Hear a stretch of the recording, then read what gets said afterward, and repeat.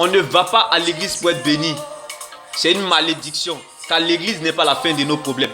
J'aime ce que la Bible me dit en Psaume 23. David pouvait nous le dire. Oui, le bonheur et la grâce m'accompagneront tous les jours de ma vie. Et j'habiterai dans la maison de l'Éternel jusqu'à la fin de mes jours. On va à l'église pour servir Dieu. On ne va pas à l'église pour être béni. C'est une malédiction. Car on ne traverse pas la vallée pour être béni. On traverse la vallée pour être une source de bénédiction.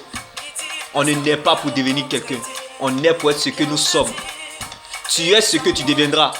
Tu deviendras ce que tu dois devenir.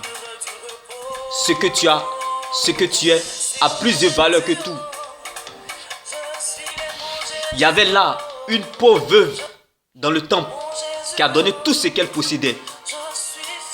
Jésus a regardé les autres, mais il a vu la pauvre veuve dans le temple. Pourquoi?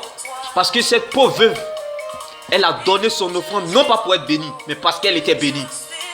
Cette dame, pendant que les autres étaient dans la connaissance, elle était dans la révélation de Christ.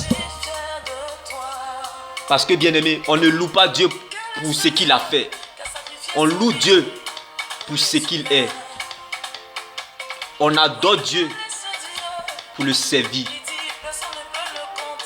Car David en face de Goliath, l'Éternel est devenu serveur.